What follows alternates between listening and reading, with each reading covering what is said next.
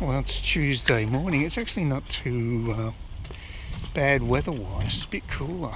It's going to be, it's going to be 31 today, so it's not too bad. One of the other funny things about today is that the creche seems to be closed. Very strange. Maybe they're closed over the whole Christmas break, which would be nice, because it is one of the things that really bugs me about living there. So that'd be good. Got to go back up Lily Creek. I was thinking about maybe taking a different route, but I don't think there's any footpaths down that way. I think if I went down that road, it's not real pedestrian friendly, so might as well stick to the tried and true creek route. Yeah, more I read in the news about, about how there's different strains of coronavirus going on. The press still keep trying to hype the whole damn thing up. I'm starting to think we'll never have an opportunity to travel overseas again. I'm starting to think it will never happen. It's very depressing. And you're going to have, looks like Biden's going to be the president of the US, which is just a travesty on so many grounds. I mean, he doesn't deserve it because I think the whole thing was rigged. So there goes this video. As far as YouTube's concerned, will be censored. I think he will be an absolutely abysmal president who will be sucking up to the rich, the famous, big tech, the Chinese. It's just going to be a nightmare. The Republicans may have some power if they retain the control of the Senate. There's a big runoff election taking place, I think, on the 5th of January. And but if the Democrats have control of the Senate as well, they basically have carte blanche to do anything they want, which would mean they'll probably just ruin America. And they will be decimated in the 2022 elections, mid-elections. But the problem is, can you trust the vote? I mean, can you trust any vote from now on? Can you trust the runoff on the 5th of January, or any? Can they guarantee that they're going to be counted properly? I don't know. I think it's a fundamental problem with the country. America has to sort itself out as far as voting is concerned, because there's a lot of people who believe that Biden is totally illegitimate. And that's dangerous, because if they don't have a democratic way of expressing their opinion, if they feel that's being taken from them, then the only option left is something like revolution, which is what happened in France, of course. I mean, it's the Democrats are almost acting like the aristocracy in France prior to the revolution. Pelosi would make a great princess, a grotesque princess, but as far as she ticks all the boxes with excess and what have you, supposedly from the Batless Party, which was the Democrats, which is anything but now. It's actually the party of privilege and elitism. Interesting how it switched, and I think that perception's starting to stick, and it's going to be dangerous for them because they've got no hope of getting any working class support in the future, or support from blacks. But again, if you run the electoral system, if you basically can just with the flick of a switch change the voting intentions, why do you care? That's the problem. A total disconnect between the electorate and the outcome. The electorate are just there as basically non-playing characters. They're the NPCs. It's what they are. It's what we all are. We don't count. We don't have any decision-making power. It's the elites. This is what happens in banana republics. Probably the best solution would be if the America did split, because at least that way states like Florida and Texas can retain some sanity and allow the rest of the US to just basically disintegrate. So a group of eastern states could form a new republic and allow California and New York to basically work themselves into oblivion. I don't know. Whew. Yeah, like I say, I really want to go back to Vietnam, but I can't see any chance of that occurring. I watch videos trying to sort of sate my appetite, but I don't know. I mean, yeah, I just don't know. It's just, like I say, both Australia and Vietnam have to basically agree to take in citizens from this country, and that's going to be difficult. There's no sign that even Malaysia will allow it. I mean, at least there'd be something. I'd go to somewhere like Penang as sort of a consolation prize.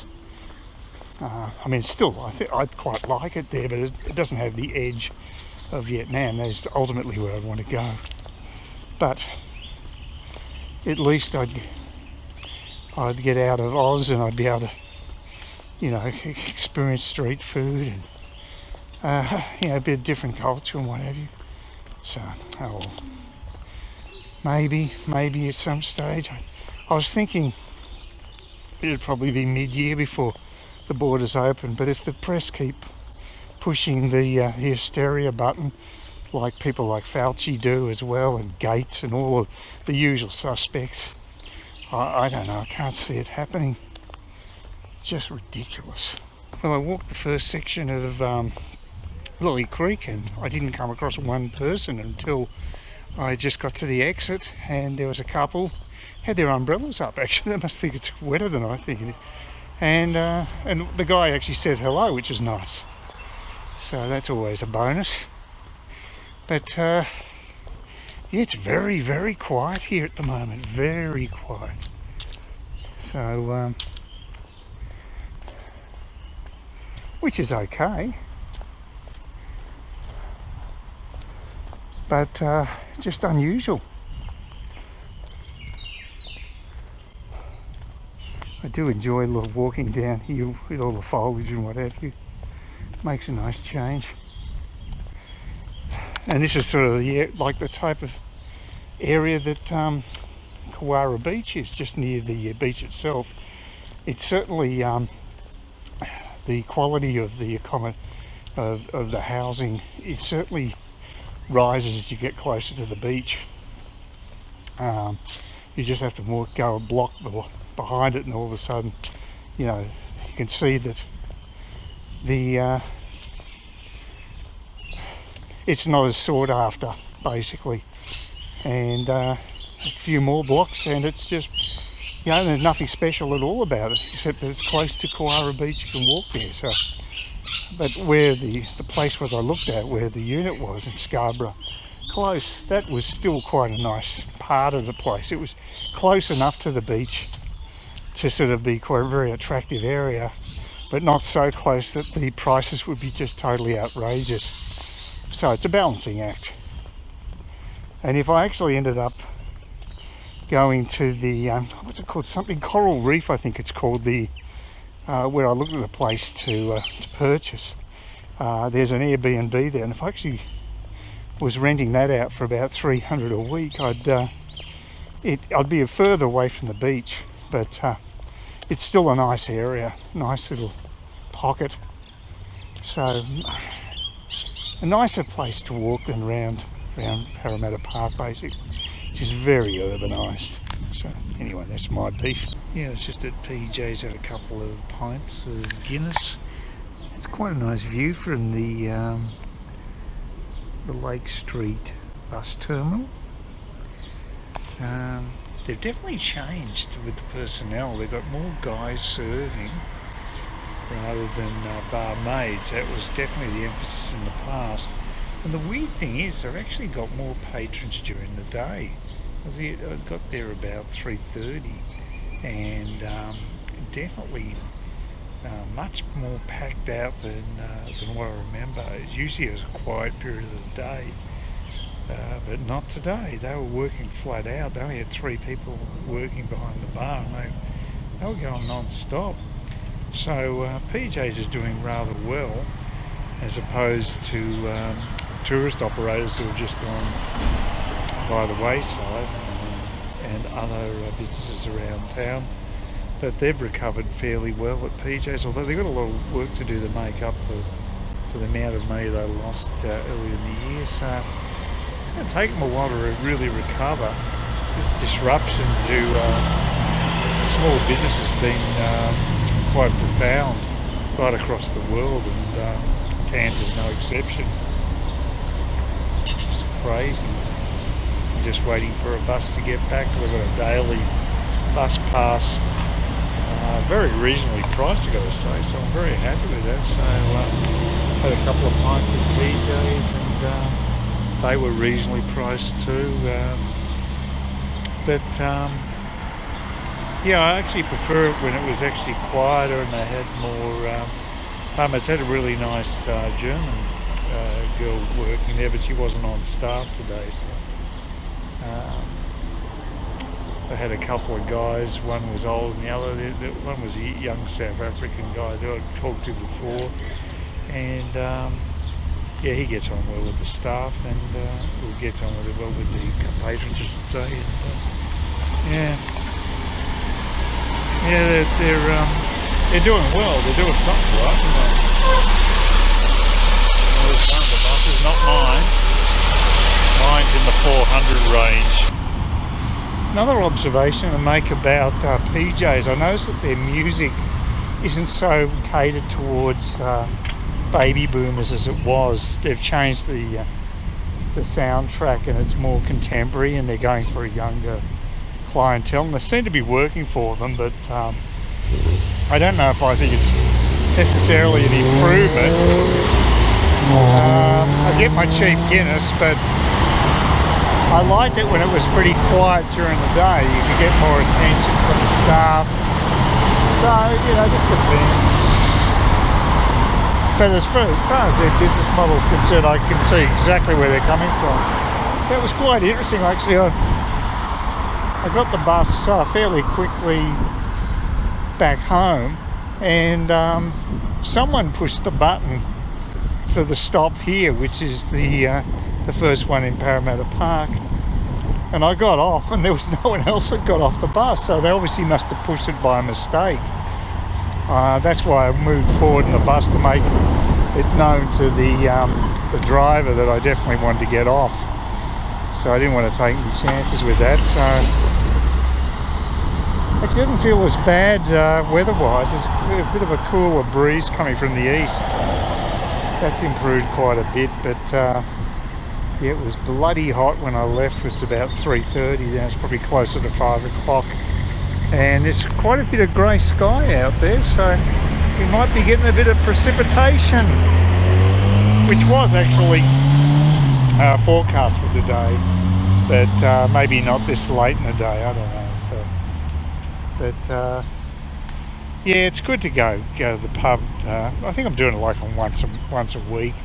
But we're going to try some medication tomorrow, and it might knock me about a bit. We'll see how it goes. If it's not too bad, then I'll be out and about more often. But yeah, it's not like when I first came here. It was actually better, I thought, the pub. But maybe I've changed. Maybe the pub's definitely changed. So yeah, it's okay. But they only had, like I said, it was very strange. They had one barmaid and 2 guys working behind the bar, and that was the opposite of the ratio they used to have. So definitely it's been a change in management, but as I say, it appears as if they've made the right decisions, because the place was full of guys, basically. Young guys seem to be the major clientele, so that's who they're pitching to, and they seem to be successful at that. So it wasn't quite as stark as it is now. There was certainly an older clientele going there regularly, and I think they're dropping off a bit. So I may have to look for for other places to go. I'll see what's happening. It may not be a good long-term proposition, although I do still get my relatively cheap Guinnesses. I mean, $8 for a pint of Guinness is pretty cheap internationally. I don't think you'd find it very difficult to do better than that. So, but it's not just the drinks, it's also the atmosphere of the place. It's a whole package when you go to a bar. You want, and that's what makes Number 5 bar in Saigon so special. It's just, there's nothing like it. You know, you're much more likely to strike up a conversation with a stranger in a bar like a Number 5 bar than one here. It's just the Aussie bar scene isn't very conducive to having casual conversations with fellow patrons at bars. It's just weird. It's an English thing. It works in England, but not here. That's my experience anyway. Please consider subscribing to my channel if you think there's anything there of use to you or entertainment or whatever. And either do that or give me a thumbs up, or if you're feeling really energetic, do both. That'd be great.